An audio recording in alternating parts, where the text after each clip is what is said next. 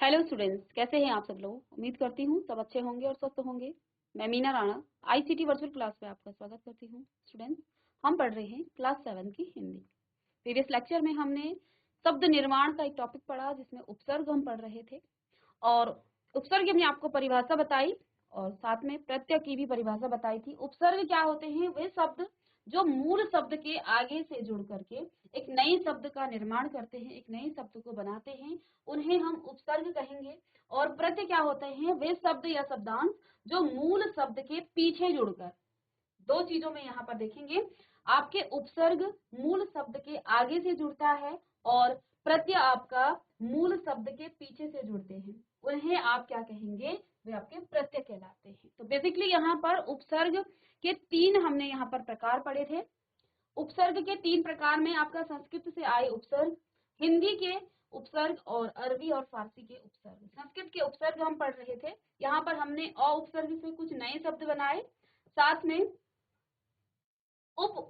जो आपका उपसर्ग है अन उपसर्ग के शब्द बनाए, अप और अव, अति, अधि, अभि। इन उपसर्गों से हमने कुछ नए शब्द बनाए थे और साथ में यहाँ पर अनु उपसर्ग से भी कुछ नए शब्द बनाए हैं।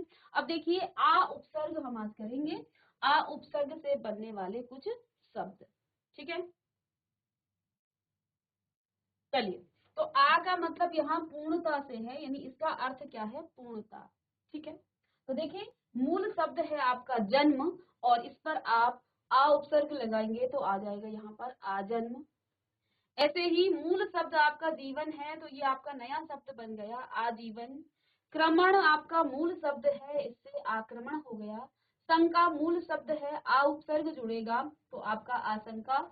भार में आ उपसर्ग जोड़ेंगे तो आपका आभार। ऐसे ही कंठ में आपका आ उपसर्ग जुड़ेगा तो आकंठ। ऐसे ही रोहण में आ उपसर्ग जोड़ेंगे तो आरोहण। साथ ही यहाँ पर देखिए, मरण में आप आ उपसर्ग जोड़ेंगे तो आमरण। घात में आघात। ऐसे ही हत आहत। रक्षण आरक्षण। कर्षण आकर्षण। ऐसे ही कीर्ण उत्कीर्ण। अब देखिए, ये उत्कीर्ण उत उपसर्ग से आया है। तो देखिए, अब नेक्स्ट है आपका उत उपसर्ग। पहले आप आ उपसर्ग को लिखें। आ का मतलब पूर्णता से है, तो पहला शब्द लिखेंगे, आपका मूल शब्द हो जाएगा जन्म, तो जन्म से आपका बनेगा आजन्म। ऐसे ही क्रमण आक्रमण। शंका, तीसरा शब्द आपका आशंका।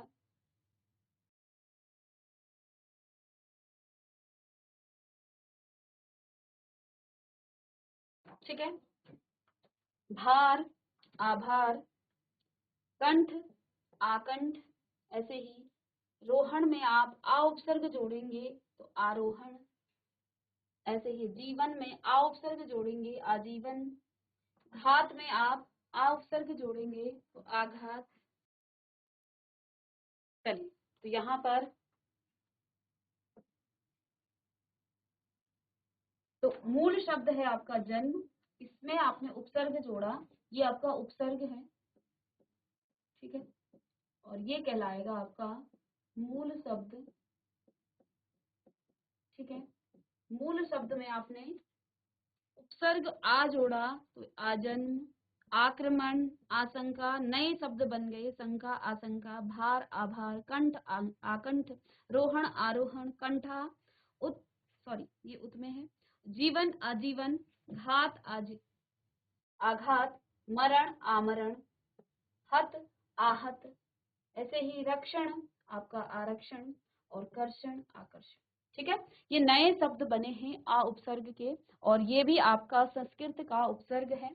चले, अब दूसरा है यहाँ पर इसके बाद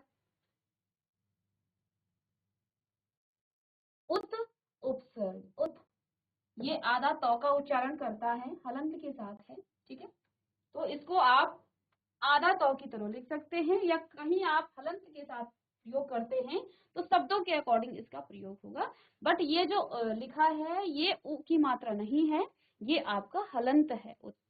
ठीक है, तो यहाँ देखिए कंठा, तो कंठा में आपने उत उसका मतलब होता है ऊंचा या अधिक के अर्थ में है, या तो ऊंचा हो जाएगा या अधिक के अर्थ में इसका आएगा।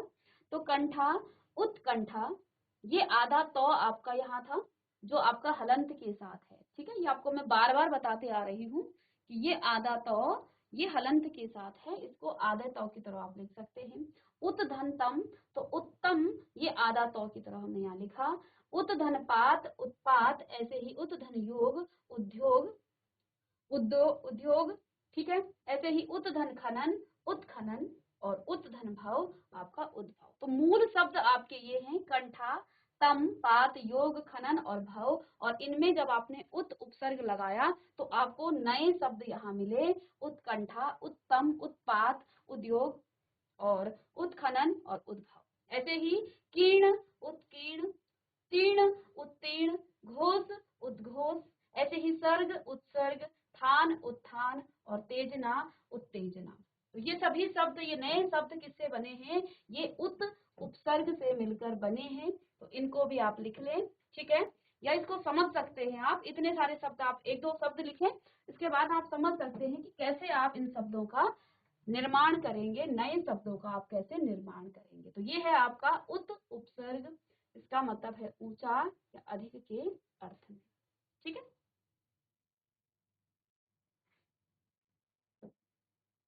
चलिए, इसके बाद देखिए उत्तर, ये भी संस्कृत का ही उपसर्ग है। उत्तर, उत्तर का मतलब दिशा है, जैसे उत्तर दिशा, या हम पिछला कह सकते हैं। तो दिशा या पिछला दोनों इसका अर्थ हो सकता है, ठीक है। तो अधिकारी एक मूल शब्द है, इस अधिकारी में उत्तर हमने उपसर्ग लगाया जो कि संस्कृत का उपसर्ग है, तो हो जाएगा उत्तराधिकारी, ठीक है ना। तो अधिकारी के बाद उत्तराधिकारी क्या होता है? जैसे कि पहले राजा होते थे और उनके पुत्र क्या होते थे? उत्तराधिकारी। तो ये होता है उत्तरा, यानी कि पिछला, बाद का। उत्तर धनदायी, ये आपका मूल शब्द है दायी, तो उत्तरदायी। ऐसे ही उत्तर धन उत्तर, उत्तर धन उत्तर, ठीक है। तो ये हो जाएगा उत्तरोत्तर, उत्तरोत्तर। तो यहाँ पर अदर्ध, तो यहाँ पर आप उत्तर लिखेंगे, तो ये हो जाएगा उत्तरार्ध, ठीक है। ये अर्ध है, और यहाँ पर हो जाएगा आपका उत्तरार्ध। अयन, उत्तर, यहाँ उपसर्ग लगा तो उत्तरायण। इतर, उत्तर, यहाँ हमने उपसर्ग लगाया तो उत्तरेतर, उत्तरेतर। ये आपका उत्तर से बने हुए कुछ नए शब्द हैं, ठीक है।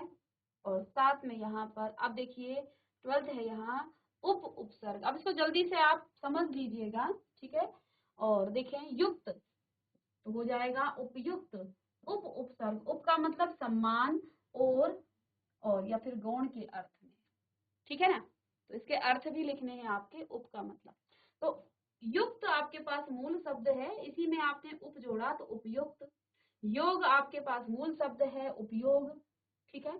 उपवन में आप उप जोड़ेंगे उपवन, लक्ष्य में उप जोड़ेंगे उपलक्ष्य, और सर्ग में उप जोड़ेंगे उपसर्ग। ऐसे ही न्यास में उपन्यास, और नागरिक में उपनागरिक, निवेश में उपनिवेश, और यहाँ देखें ग्रह में उपग्रह, करण उपकरण, ज उपज, ऐसे ही आलंब उप उपालंब हो जाएगा। हास में उपहास, नाम में जोड़ेंगे उपनाम, निवेश में उपनिवेश, ठीक है। अध्यक्ष में उपाध्यक्ष। तो ये यहाँ पर आपके पास उप उपसर्ग है, और उप उपसर्ग से बनने वाले नए शब्द। व्युत्पन्न शब्द का मतलब जो शब्द उत्पन्न हुए हैं, एक नए शब्द बने हैं, और ये शब्द भी बिल्कुल सार्थक है, इनका अर्थ निकल रहा है। ऐसा नहीं कुछ भी शब्द बना दिया उसका कोई अर्थ नहीं है, इनके भी अर्थ निकलते हैं, ठीक है ना। तो ये आपके यहाँ पर उप उपसर्ग से बनने वाले कुछ शब्द हैं, ठीक है।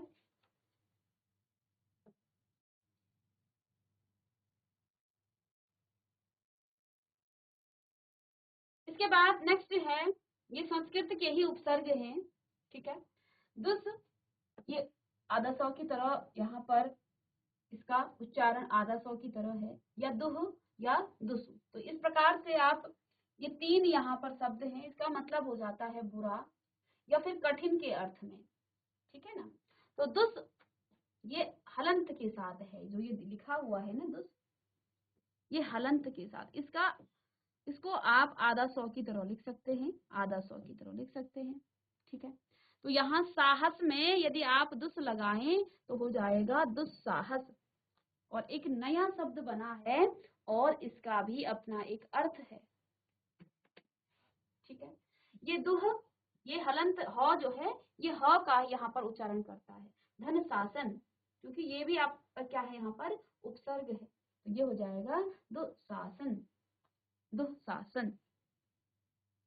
दुस, दुष्कर्म आधा सौ, दुस धन सह, दुस्सह, दुस धन काल, दुष्काल।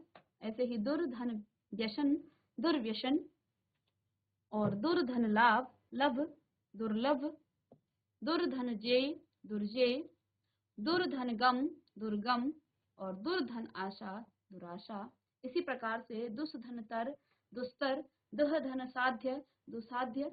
ऐसे ही दुष्धन प्राप्य, तो ये हो जाएगा दुष्प्राप्य, दुह धन स्वप्न, तो ये हो जाएगा दुस्वप्न, दुह धन कर, तो ये दुष्कर। ऐसे ही दुर्धन व्यवहार, दुर्व्यवहार, दुर्धन भाग्य, दुर्भाग्य। मति में जोड़ेंगे दुर को तो ये हो जाएगा दुर्मति। ऐसे ही गंध में जोड़ेंगे आप दुर को तो ये आपका दुर्गंध हो जाएगा। ऐसे ही आचार में दुर जोड़ेंगे तो दुराचार। ये देखिए नए शब्द बन रहे हैं और बहुत सारे शब्द इससे बन रहे हैं, ठीक है। आगे भी यहाँ है आग्रह, दुराग्रह, और गुण में जोड़ेंगे तो दुर्गुण। ये सभी शब्द इससे बने हैं, किससे, ये दुर से, ठीक है। तो ये बुरे के अर्थ में आता है, ठीक है। यहाँ से आपका दुर था, ठीक है। तो ये बुरे के अर्थ में होता है, जैसे दुर्धन व्यसन, दुर्व्यसन। तो ये सभी शब्द आपके दुर से आ गए हैं। आगे देखें, 15 नंबर है नि, उपसर्ग, उपसर्ग है नि, और ये निषेध के अर्थ में आता है, नीचे अच्छी तरह के अर्थ में, ठीक है। नीचे या अच्छी तरह के अर्थ में ये आता है। तो वेदन में जब आप नि उपसर्ग को जोड़ेंगे तो निवेदन शब्द बना, नया शब्द और सार्थक शब्द है। कुंज में आपने नि जोड़ा तो निकुंज हो गया, युक्त में नि जोड़ा तो नियुक्त हो गया, हत्था में नि जोड़ा तो निहत्था हो गया, और वास में नि जोड़ा तो निवास हो गया। तो इस प्रकार से नए शब्द बने हैं। डर में नि उपसर्ग जोड़ा तो निडर, कृष्ट में आपने नि जोड़ा तो निकृष्ट, और योजन में आपने नि जोड़ा तो नियोजन, गम में आपने नि जोड़ा तो निगम, और बंध में आपने नि जोड़ा तो निबंध। ऐसे ही जन में आपने, चलिए ये तो आगे नेक्स्ट है। तो नि उपसर्ग से बनने वाले ये कुछ शब्द हैं,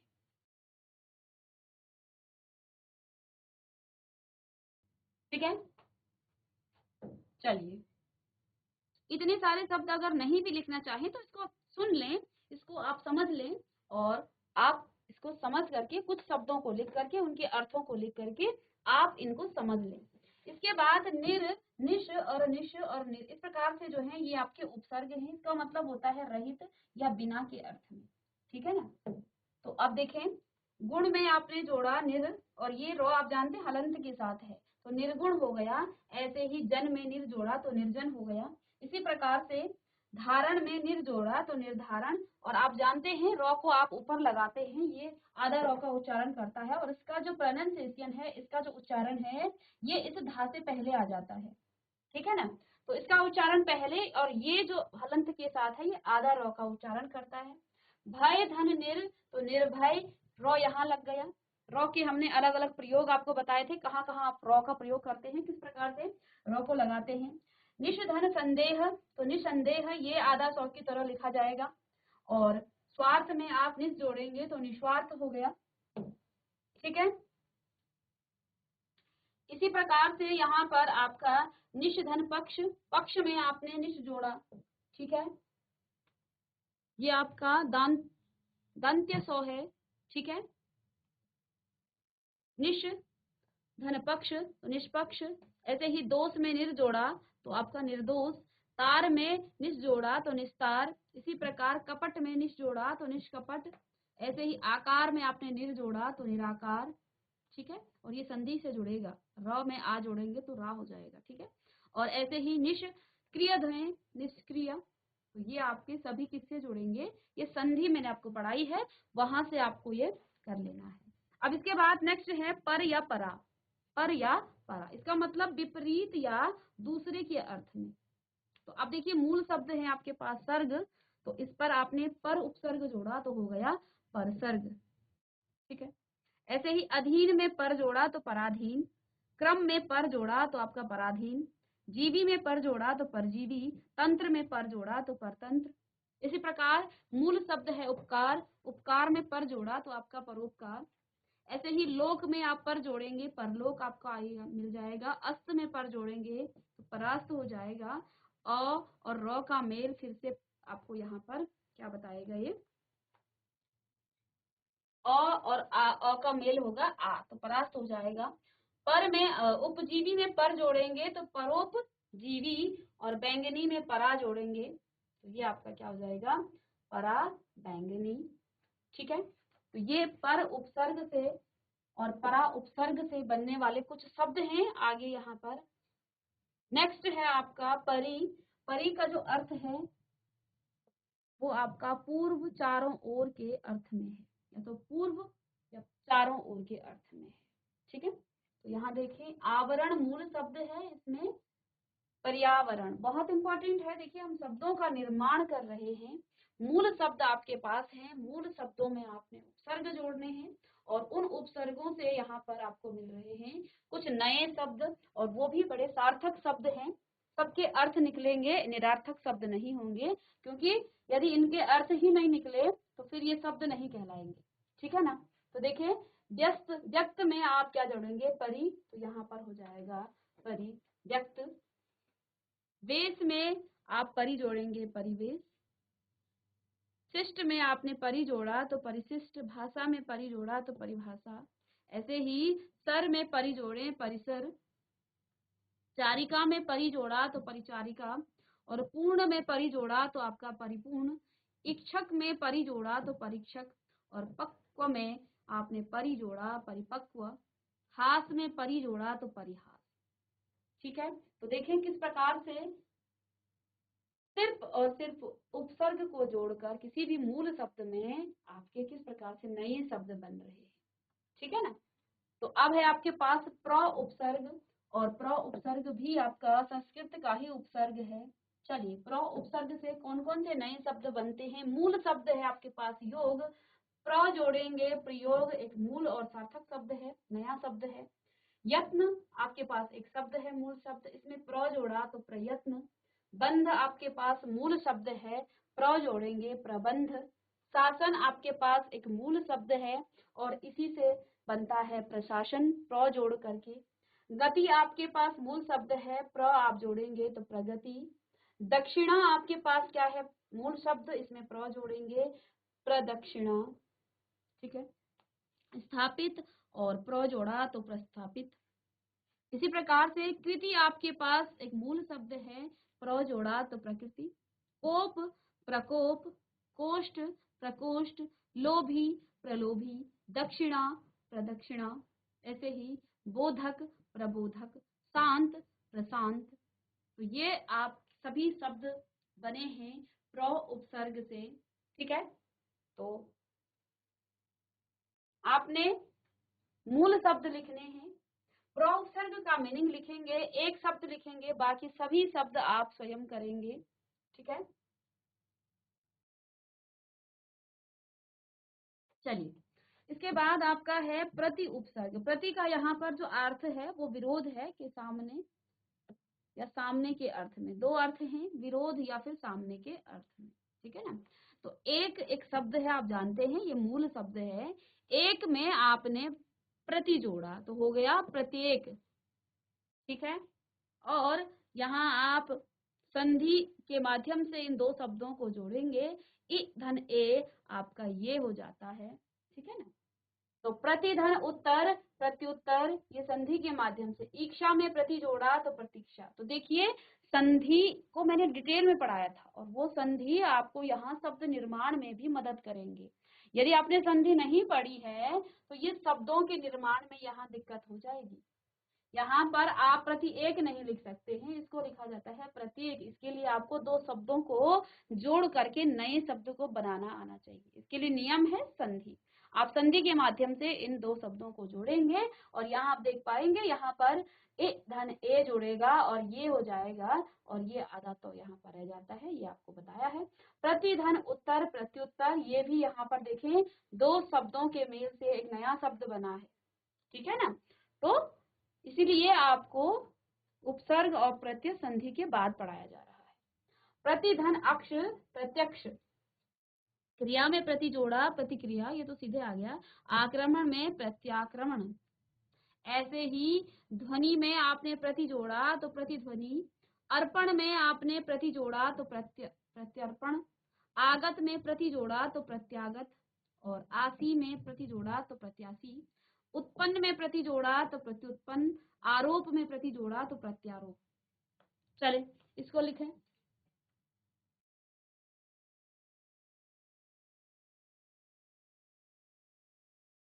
चलिए इसके बाद आपका उपसर्ग है वि।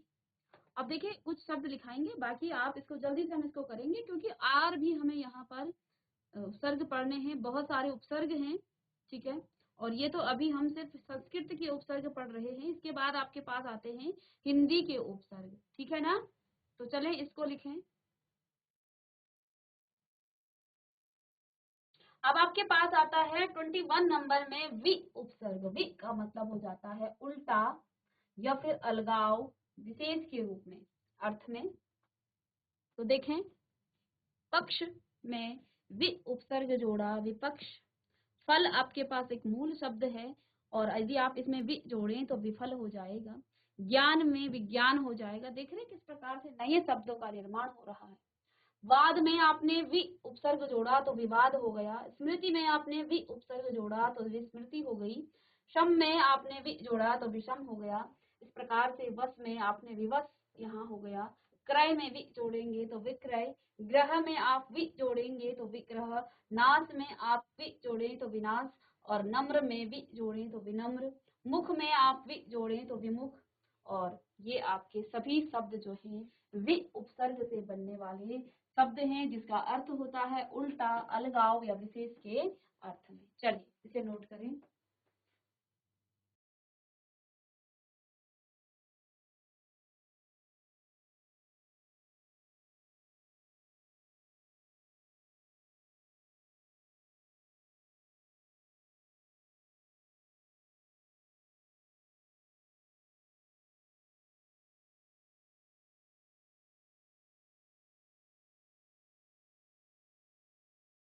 चलिए इसके बाद नेक्स्ट है उपसर्ग आपके पास स, सात के अर्थ में। स का मतलब सात, यहाँ पर स का जो मीनिंग आ रहा है वो सात के अर्थ में है। चलिए कुछ उपसर्ग बच गए हैं संस्कृत के, इसके बाद हम हिंदी के उपसर्गों को करेंगे। तो कर्मक में आप स उपसर्ग जोड़ें, ये मूल शब्द है। सकर्मक आपके पास एक नया शब्द मिल जाता है। फिर देखिए जीव में स उपसर्ग जोड़ें सजीव। गुण में आप स उपसर्ग जोड़ें सगुण। तह में आप स उपसर्ग जोड़ें तो तह। अब यहाँ से देखें कई बार आपको शब्द यहाँ पर दिए जाते हैं, ठीक है ना, आपको शब्द दिए जाते हैं। अब इन शब्दों को समझने के बाद कम से कम आप क्या करेंगे, आपके पास जैसे यहाँ पर आपको शब्द दिए गए हैं सजीव और आपको समझ नहीं आ रहा है इसमें कौन सा उपसर्ग है, और आपको पूछा जाता है कि निम्न शब्दों में कौन सा उपसर्ग है, तो आपको पता ही नहीं है कि सौ भी कोई उपसर्ग है, तो फिर आप यहाँ फंस जाएंगे, ठीक है।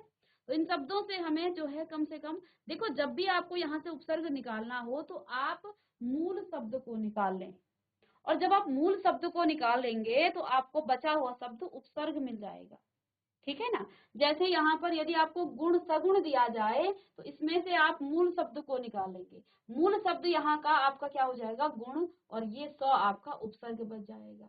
यहाँ से मूल शब्द तह निकालेंगे, परिवार निकालेंगे, तो स्व आपके पास क्या बच जाएगा, उपसर्ग बच जाएगा। तो इतना तो आपको समझ में आ गया होगा, इतने सारे हमने जब उदाहरण पढ़े तो इतना समझ में आ गया होगा कि जब भी आपको उपसर्ग निकालने को कहा जाए तो आप मूल शब्द को पहले सेपरेट करें, मूल शब्द को अलग करें, और जैसे ही आप मूल शब्द को निकाल लें तो फिर जो बचा हुआ शब्द होगा वो आपके पास उपसर्ग ही होगा, ठीक है ना। जैसे सशस्त्र हो गया, तो इससे मैं यदि शस्त्र को निकाल दूं तो स्व आपके पास उपसर्ग बच जाता है। मैं यहाँ सनाथ से नाथ निकाल दूं, क्योंकि यही आपके पास एक सार्थक शब्द निकलता है इससे। सचित्र से मैं अगर चित्र को निकाल दूं तो स्व उपसर्ग बचेगा।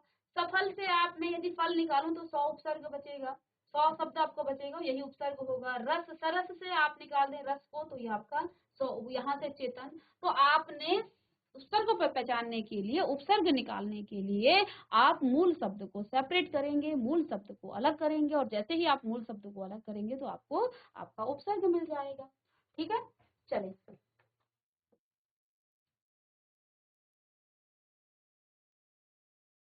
तो यहाँ से भी आप देख पा रहे हैं, तो यहाँ से कुछ नए शब्द बने। रस से बना आपका सरस, फल से सफल, चित्र से सचित्र, नाथ से सनाथ, तर्क से सतर्क, और ये आपके सभी शब्द किससे, स्व उपसर्ग से मिलकर बने हुए नए शब्द हैं।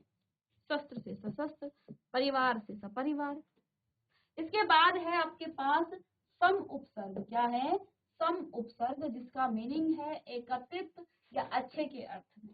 सम का मतलब या तो आप इसको एकत्रित कहते हैं, सम जानते हैं, सम आपने गणित में भी पढ़ा होगा, योग जिसको कहा जाएगा सम। तो सम करने का मतलब क्या होता है, एकत्रित करना। तो यहाँ देखें, योग आपके पास मूल शब्द है, इस योग में आप सम जोड़ें तो संयोग हो जाएगा, यम और सम जोड़ें तो संयम हो गया, ठीक है। और इसमें आधा मौका उच्चारण हमने उस पर हलंत, इसमें हमने क्या लगा दिया, ऊपर हमने बिंदी लगा दी, तो ये किसका उच्चारण कर रहा है, सम का। सम, यहाँ पर शोधन में आपने सम जोड़ा तो संशोधन, और सम में आपका चालन तो संचालन, ऐसे ही गम में आप सम जोड़ेंगे तो संगम, कलन संकलन, और इच्छा समीक्षा, क्रमण में सम जोड़े तो संक्रमण, ऐसे ही न्यासी सन्यासी, चार में संचार, मोहन में सम्मोहन, मान में सम्मान, गोष्ठी में संगोष्ठी, ठीक है। और चय में समचय, स्थान में संस्थान, मिलन में सम तो सम्मेलन, आयोजन में सम तो समायोजन, सर्ग में आप सम जोड़ें तो संसर्ग। तो ये सभी शब्द आपके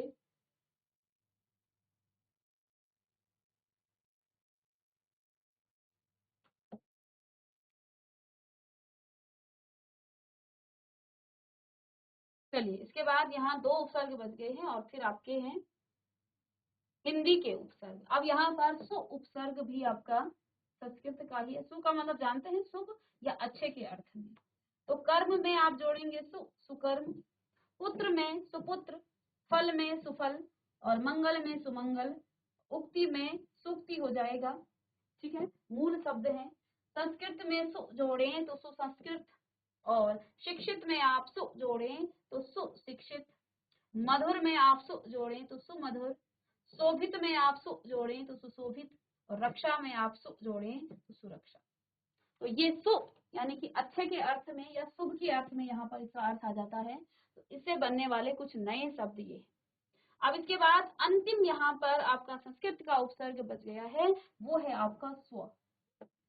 स्व होता है अपने के अर्थ में। स्व का मतलब आप जानते हैं, अपने लिए जब आप स्व करते हैं तो स्व होता है। अधीन तो हो जाएगा, स्व जोड़ेंगे स्वाधीन। देश तो आपका हो जाएगा स्वदेश। अवलंबन स्व जोड़ेंगे तो स्वावलंबन। अर्थ स्वार्थ स्व जोड़ा। इच्छा में आप स्व जोड़ें तो स्वेच्छा, और शासित में आप स्व जोड़ें तो स्वशासित। राज्य में आप स्व जोड़ें तो स्वराज्य, और भाव में स्व जोड़ें तो स्वभाव। इस प्रकार से ये सभी 25 हमने यहाँ पर संस्कृत के उपसर्ग पढ़ लिए हैं, ठीक है। और यहाँ से आपने एक चीज ये भी देखी कि हमें यदि जो नए शब्द मिले हैं उनसे आपको यदि उपसर्ग निकालने हैं तो आपका काम क्या रहता है, आपने वहां से मूल शब्द को निकालना है। जब आप मूल शब्द निकालेंगे तो आप यहाँ से आपको मिल जाएगा इसके क्या, उपसर्ग भी आपको मिल जाते हैं।